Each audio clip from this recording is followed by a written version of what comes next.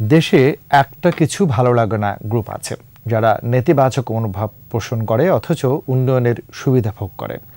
প্রধানমন্ত্রী শেখ হাসিনা বিশেষ শ্রেণীর প্রতি সতর্ক থাকার পরামর্শ দিয়েছেন।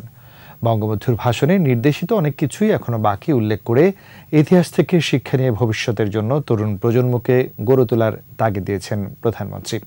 আকবর হোসেন সুমনের রিপোর্ট। জাতির পিতা বঙ্গবন্ধু শেখ মুজিবুর রহমানকে নিয়ে আমার দেখা বঙ্গবন্ধু শীর্ষক 1 মিনিট ব্যাপ্তির ভিডিও চিত্র নির্মাণ করেছে দেশের এক ঝাঁক তরুণ। নিজের হাতেই জাতীয় পর্যায়ের এই প্রতিযোগিতায় অংশ নেওয়া নির্বাচিতদের সম্মাননাপত্র ও আর্থিক পুরস্কার দিয়েছেন প্রধানমন্ত্রী শেখ হাসিনা।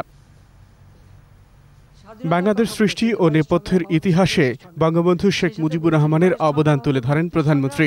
অর্থনৈতিক মুক্তি ও মৌলিক অধিকার প্রতিষ্ঠায় জাতির পিতার নির্দেশনা বাস্তবায়নের অঙ্গীকার করেন সরকার প্রধান।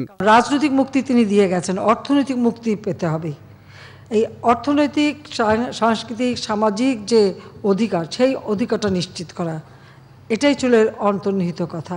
উন্নয়ন অগ্রযাত্রার সুবিধাভোগী এক শ্রেণীর সমালোচকদের বিষয়ে সতর্ক করেন প্রধানমন্ত্রী। বাংলাদেশে কিছু মানুষ আছে তাদের সব কিছুতেই কিছু ভালো লাগে না। আমি বলি এটা হচ্ছে কিছু ভালো লাগে না গ্রুপ। যেটাই করবো বলি এটার কি দরকার ছিল, মেট্রো রেল এটার কি দরকার ছিল, এক্সপ্রেসওয়ে খামাকে এগুলি করে পয়সা নষ্ট।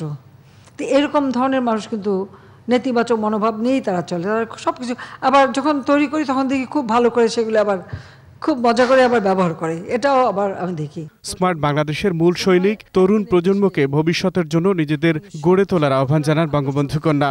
ইতিহাস থেকে আমাদের শিক্ষা নিতে হবে, কিন্তু আগামী দিনের পথ চলা আমাদেরকে খুঁজে বের করে আমরা যেন আরও সুন্দরভাবে বিশ্বের সাথে তাল মিলে কীভাবে দেশকে এগিয়ে নিয়ে যেতে পারি সেইভাবে কিন্তু নিজেদেরকে প্রস্তুত করতে হবে। এবং শিক্ষার দিকে আসলে শিক্ষা ছাড়া কখনো এটা সম্ভব না। শিক্ষা ছাড়া কোনোদিন একটা জাতিকে দারিদ্র্যমুক্ত করা যায় না। শিক্ষাই হচ্ছে সবথেকে বড় অর্জন। বন্ধুত্ব ও শান্তি বজায় রেখেই বিশ্বের সঙ্গে তাল মিলিয়ে বাংলাদেশকে এগিয়ে নেবার আশ্বাস দেন প্রধানমন্ত্রী। আমরা যুদ্ধ চাই না, সকলের সাথে বন্ধুত্ব চাই, এবং সেই বন্ধুত্ব রেখেই কিন্তু আমি এগিয়ে যাচ্ছি। কার দেশের সাথে কার দেশের ঝগড়া সেটা আমার দেখার দরকার নাই। আমার নিজের দেশের উন্নয়নটা আমার আগে দরকার। আমার উন্নয়নে যারা সহযোগিতা করে আমি তাদেরকে নিয়ে চলবো। আকবর হোসেন সুমন, 21 টেলিভিশন, ঢাকা।